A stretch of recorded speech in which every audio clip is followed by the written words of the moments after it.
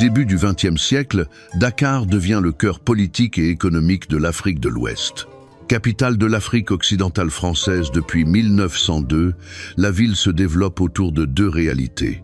D'une part, les anciens villages lébous comme Yoff, Cambérène et Ouakam. D'autre part, un noyau colonial centré sur le plateau, le port en pleine expansion et le réseau ferroviaire. Dakar s'organise alors autour du plateau, où se dressent les premières infrastructures symboliques du colonialisme, casernes, ports et lignes de chemin de fer. En 1914, la création de la Médina, née d'une épidémie de peste, répond à la nécessité de loger les populations locales. Les premiers plans d'urbanisme façonnent progressivement la ville. Des zones industrielles, des quartiers commerciaux et pavillonnaires émergent. Dans le même temps, Pikine d'Agoudan, issu des déménagements forcés, voit le jour pour accueillir les populations déplacées par les autorités coloniales. Le plateau devient un centre vibrant et dynamique, mêlant commerce, administrations et résidences.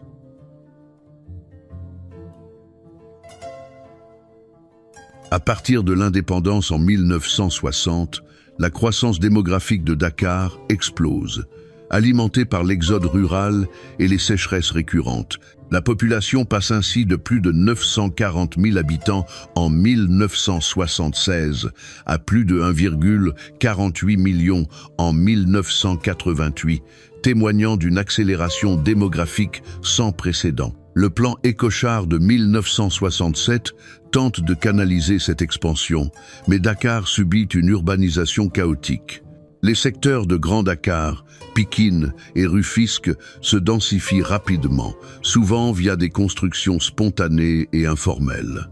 Face à la crise du logement, le projet Parcelles Assainies voit le jour en 1972, offrant des solutions planifiées pour les populations les plus précaires. Cependant, dans les années 80, l'urbanisation anarchique se poursuit, avec l'apparition de quartiers non lotis. Malgré des initiatives visant à améliorer le logement social et les services de base, la ville reste marquée par de fortes inégalités dans les conditions de vie.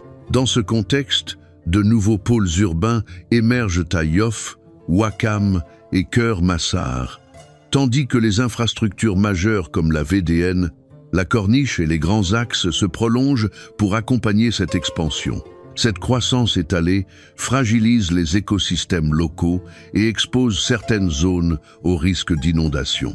Parallèlement, le plan directeur d'urbanisme de 1982 visait à structurer spatialement l'agglomération dakaroise autour des noyaux urbains de Dakar, Pikine et Rufisque, tout en limitant l'expansion anarchique et l'urbanisation spontanée. Cependant, ces efforts restaient insuffisants face aux dynamiques accélérées de croissance et aux disparités sociales, annonçant les importants défis urbains à relever dans les décennies suivantes.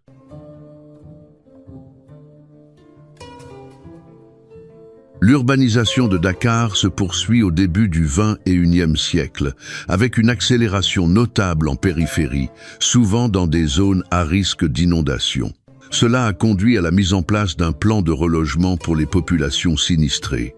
Le développement d'infrastructures majeures, telles que les autoroutes, le TER, train express régional, le BRT, bus rapide transit, et les ponts, vise à améliorer la mobilité et désengorger la capitale, tandis que le pôle urbain de Diamniadio émerge pour alléger cette pression. En parallèle, la population de la région de Dakar a connu une croissance exceptionnelle ces dernières décennies. En avril 1976, lors du premier recensement général, la région de Dakar comptait précisément 940 920 habitants. 47 ans plus tard, en juin 2023, le 5e recensement en dénombre exactement 4 426. En moins d'un demi-siècle, la population a ainsi quadruplé, portée par un rythme de croissance moyen de 3,21% par an, année après année, transformant Dakar en une métropole tentaculaire qui concentre aujourd'hui près du quart des Sénégalais. Malgré cela, la spéculation foncière et les constructions anarchiques freinent une urbanisation ordonnée.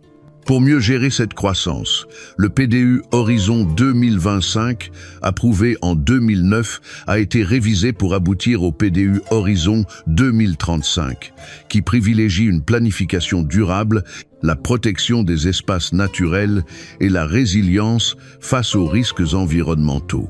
Aujourd'hui, Dakar conjugue héritages coloniaux et enjeux modernes, avec pour défi majeur de concilier développement urbain, protection de l'environnement et besoin d'une population en forte expansion.